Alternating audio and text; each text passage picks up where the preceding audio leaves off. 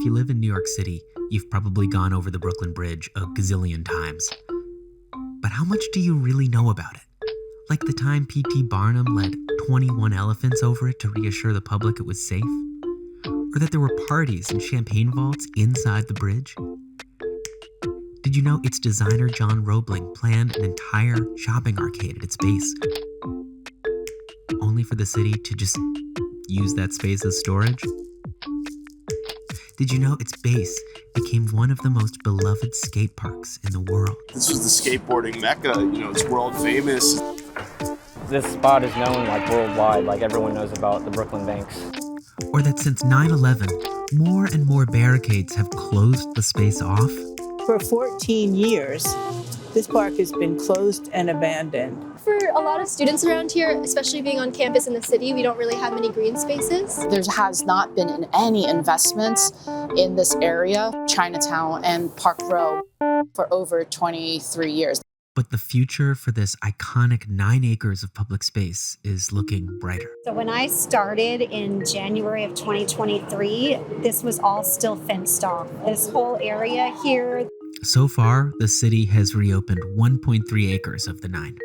The neighborhood that Gotham Park is in is actually one of the most densely packed of all of Manhattan.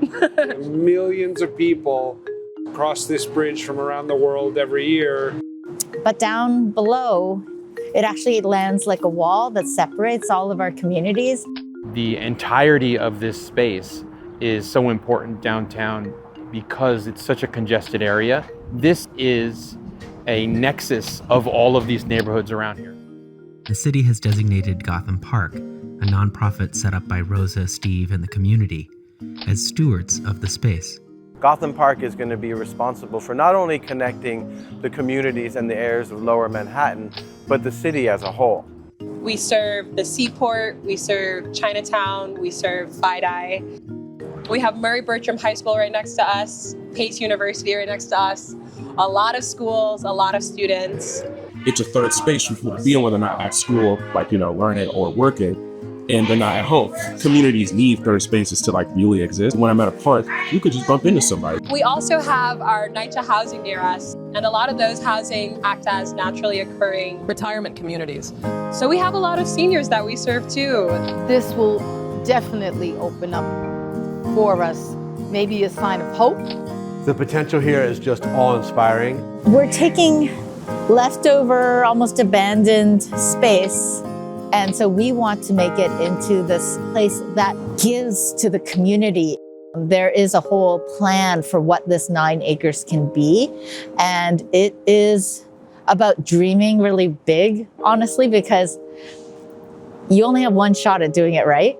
And it is so exciting to have it open again. But now that the space is starting to reopen, it's going to take money, federal, state, city, and private money, to keep it open and make it amazing.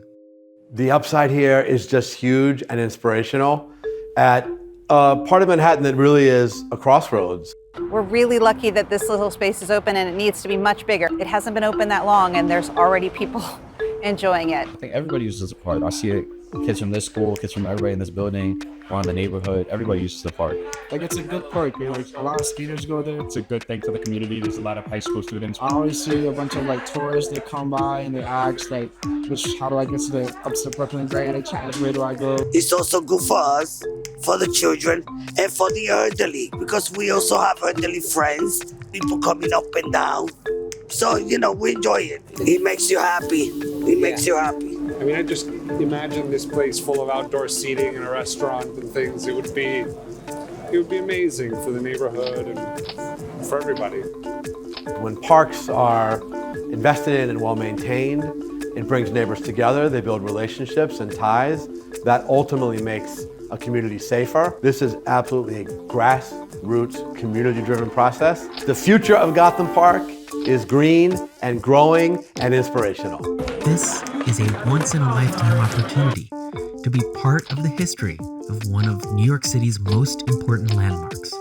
Gotham Park has convinced the city to reopen these forgotten spaces, but your contribution is crucial to activate, maintain, and improve these spaces for the safety and well-being of our community.